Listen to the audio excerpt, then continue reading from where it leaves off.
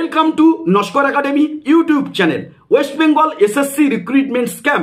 আপনারা প্রত্যেকেই জানেন যে 2014 সাল এবং 2016 সালে এসএসসি পরীক্ষার মাধ্যমে পশ্চিমবঙ্গে বিভিন্ন সরকার পোষিত বিদ্যালয়গুলিতে প্রচুর পরিমাণে শিক্ষক এছাড়াও অশিক্ষক তথা ক্লার্ক এবং ডি পদে প্রচুর পরিমাণে কিন্তু নিয়োগ করা হয়েছিল।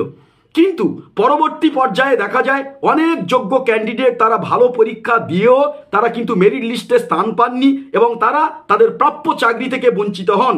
তো এইরকমই একটি পরিস্থিতিতে যোগ্য ক্যান্ডিডেটরা তারা কিন্তু হাইকোর্টে শরণাপন্ন হন এবং পরবর্তী পর্যায়ে এই কেস সুপ্রিম কোর্ট পর্যন্ত গড়ায়। এছাড়াও বিভিন্ন বছরগুলিতে যে রিক্রুটমেন্ট হয়েছিল সেখানে তদন্ত করতে গিয়ে দেখা যায় যে দুর্নীতির বহর আরও বেশি পরিমাণে চোখে পড়ছে। এইরকমই একটি জায়গায় দাঁড়িয়ে স্কুল সার্ভিস কমিশন এছাড়া পশ্চিমবঙ্গের সর্বোচ্চ আদালত হাইকোর্ট বর্তমানে যে নির্দেশটি দিয়েছে যে বর্তমানে স্কুলে যে সকল কর্মচারীরা কর্মরত, সে শিক্ষক হতে পারেন, ডি গ্রুপের পিওন হতে পারেন বা ক্লার্ক হতে পারেন, যারা বর্তমানে স্কুলে কর্মরত প্রত্যেককেই অ্যাপয়েন্টমেন্ট ভেরিফিকেশন ডেটা জমা করতে হবে। তো কোনো সাল ধরে নয়, যদি আপনি কর্মরত হন এসএসসির মাধ্যমে প্রত্যেককেই কিন্তু এই ম্যান্ডেটরি ডকুমেন্টগুলো কিন্তু সাবমিট করতে হবে।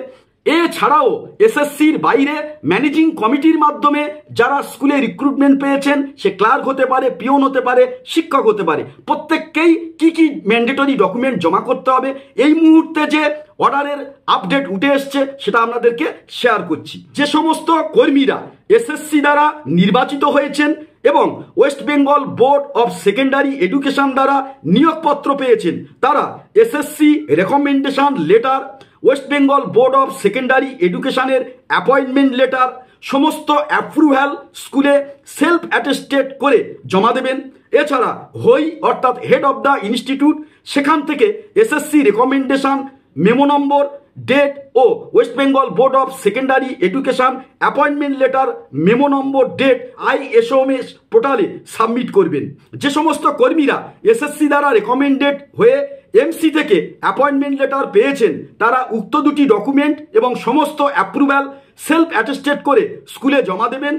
হেড অফ দ্য ইনস্টিটিউট তখন IOSMS পোর্টালে SSC recommendation memo number, date এবং এমসি কর্তৃক পাঠানো অ্যাপয়েন্টমেন্ট লেটারের মেমো নম্বর সহ ডেট ও সাবমিট করবেন।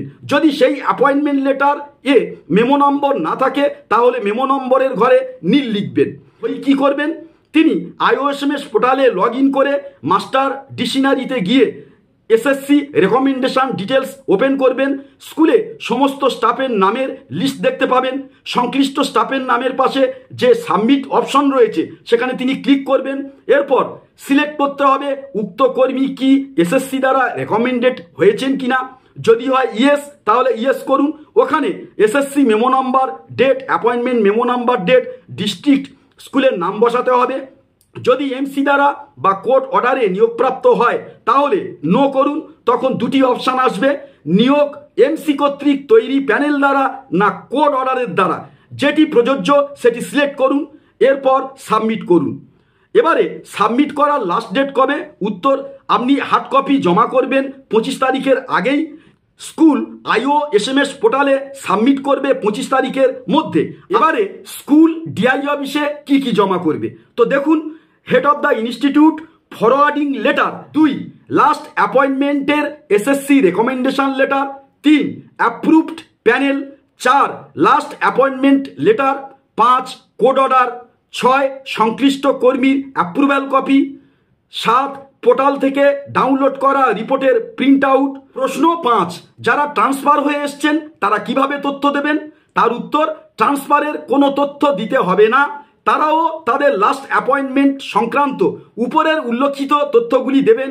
হয়তো তথ্যগুলো আগের স্কুলে চাকরি সংক্রান্ত, কিন্তু যেহেতু সেটাই ছিল তার লাস্ট অ্যাপয়েন্টমেন্ট, তাই সেই স্কুলের অ্যাপয়েন্টমেন্ট সংক্রান্ত তথ্যগুলোই বর্তমানে যে স্কুলে ট্রান্সফার হয়ে এসেছেন সেখান থেকে দেবেন।